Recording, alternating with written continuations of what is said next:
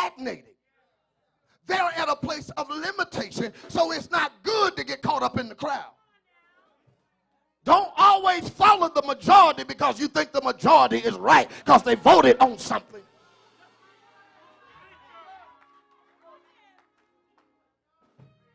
Watch this. They're at a place of limitation. Now, when they're at a place of limitation, they don't think like the crowd. But thank God they're not in the house where they're confined to just be listening.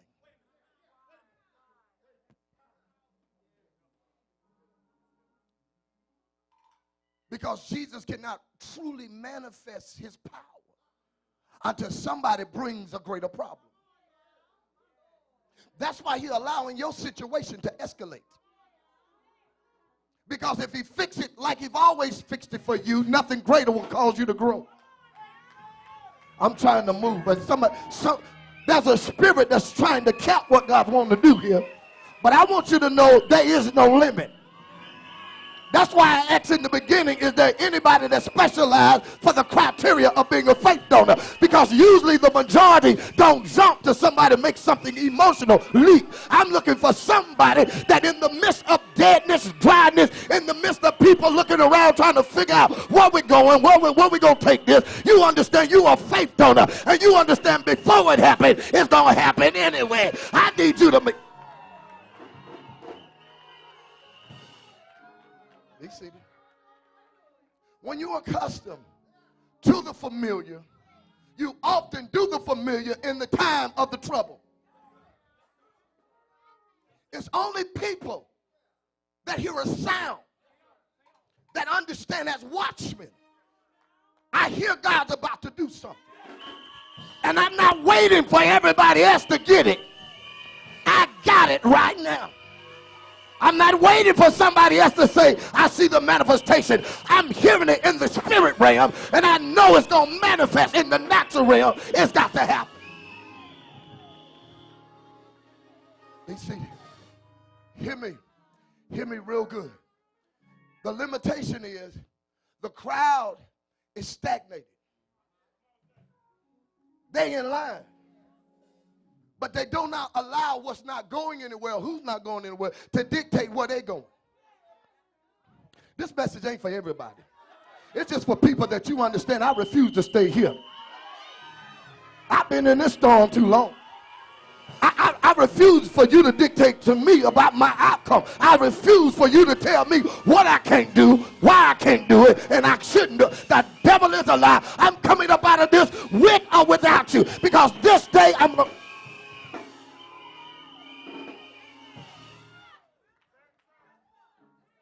Watch what happened.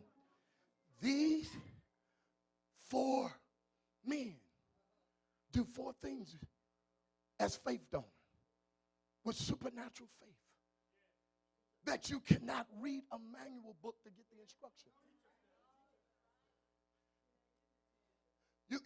You can't read nobody else's bio, resume. You can't read this in the newspaper. You can't get this through TV. You can't get this through somebody else trying to be exegetical. You got to get this through relationship, baby. You got to have a relationship with God for God to tell you to do something that somebody else can't tame you to know. Ooh, I wish y'all could see what I see at the end of this. And it's killing me to have to walk through it. Watch this. But some of y'all trying to rush me. Grandma used to say, man, you can't rush God, you just got to wait. That's how we got in this mess. So somebody say, you can't hurry God, you just got to wait. Isaiah 40:31 said, but they that wait upon the Lord.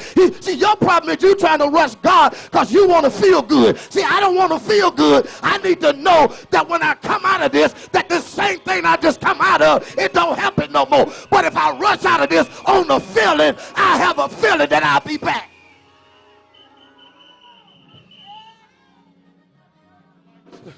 So we try to rush God. And what we say, get to the good part.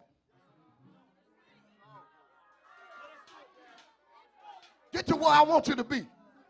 No, I need to get you where you don't know where you at, so when you get there, you'll know why you're there.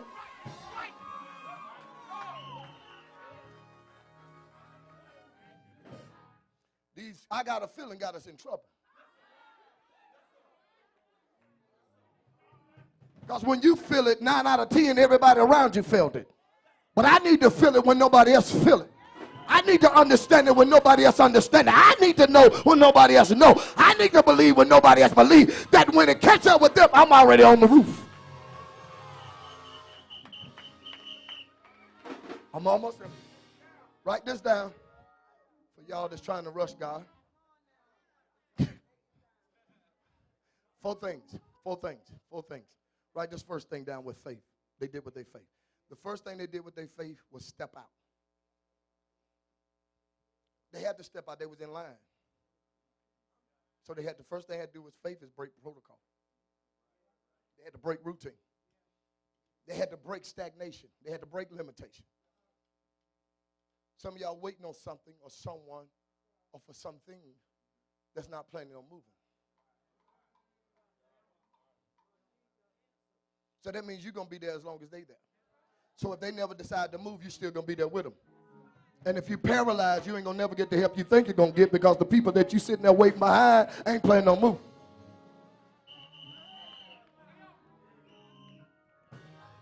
Write this down. The first thing they did as faith donors was supernatural ability of faith. They stepped out. You have to come to understanding the first level of faith caused you to step out. And you got to quit trying to be what you think is faith talking. You got to become a faith walker. Talk don't make you have faith. Because you say you believe God don't make you believe God.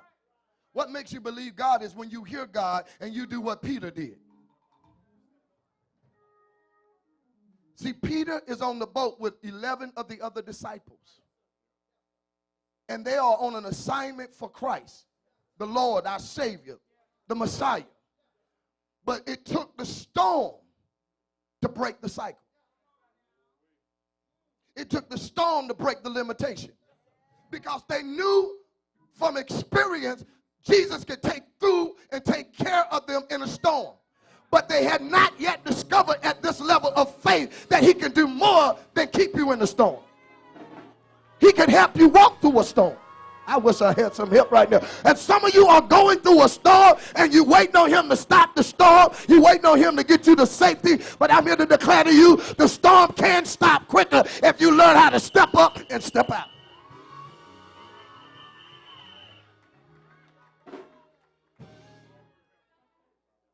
Because you're waiting on him to do something that you have the ability and the agility to do at this level. Y'all don't know how good that was. Who called that? Some of you are waiting on him to do what he's already done for you in the storm of your life.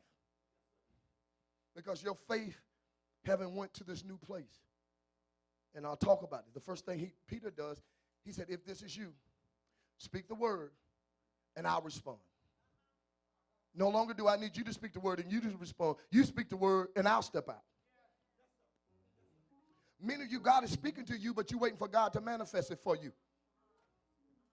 When he's giving you commission and permission to step out. And you still talking about, I'm still waiting on God to do it. You're going to be waiting there with everybody else in line. Because in this season, it's not going to happen like it happened in the past. In this season, you got to do something. Touch somebody and say, do something, do something, do something.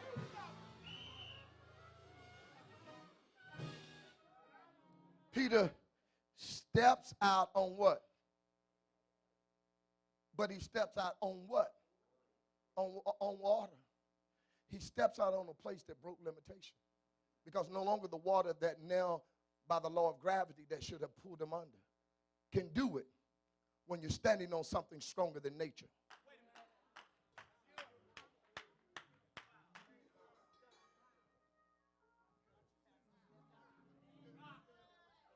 Because you've learned how to trust in the creator, not the creation. So you no longer wait for the creature to tell you what to do when the creator already gave you permission. I wish I had somebody who caught that in the spirit realm. Your problem is you are waiting on the creature and creation to dictate what the creator already said you can do. Y'all don't know how good this is. I just want to teach you today. Can anybody have teaching on Sunday morning? Watch this. He steps out and breaks limit. Somebody gonna get a miraculous here today. I sense it. I feel it strong. Somebody waiting to shout to get it. I feel it. I feel the shout happen before it happened. So I'm not shouting to be churchy. I'm shouting because I got faith to understand. This faith is being donated as a donor to somebody right now. Somebody about to get healed. Somebody about to get delivered. Somebody about to get set free. Somebody's situation just got turned around. I ain't talking about later. I ain't talking about after a while. Somebody's situation have already got turned around. And the only thing you're looking for is not confirmation, it's affirmation. And you won't get affirmation until you step out.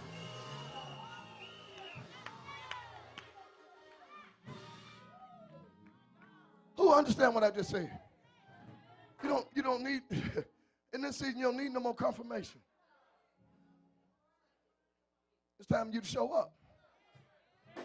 You already done made the reservation. You don't need to call the place again and talk about I'm still coming. I'm still going to check in on this date. No affirmation. You just show up and understand that's all the reservation don't mean take care of. Baby, all you need to do is show up and show your proper credential or your identity to show this is me. Yeah, this is my healing. Yeah, this is my breakthrough. Yeah, this is my miracle. Yeah, this is my blessing. Yeah, this is my promise. This is my turnaround. This is my God. I wish I had somebody to holler back up in here if you hear me. This it. Yeah, that's me. That's me this time coming out of debt. Yeah, that's me this time gonna get my miracle on. Yeah, that's me. Check it out. Be seated. He steps out. I said Peter steps out. He steps out because he had affirmation. If this is you, speak, and I'll respond. That's what these four did. What was their affirmation? Their affirmation was, Jesus is in the house preaching. And if he's preaching, and the people still got him up in there and ain't nobody ran out yet,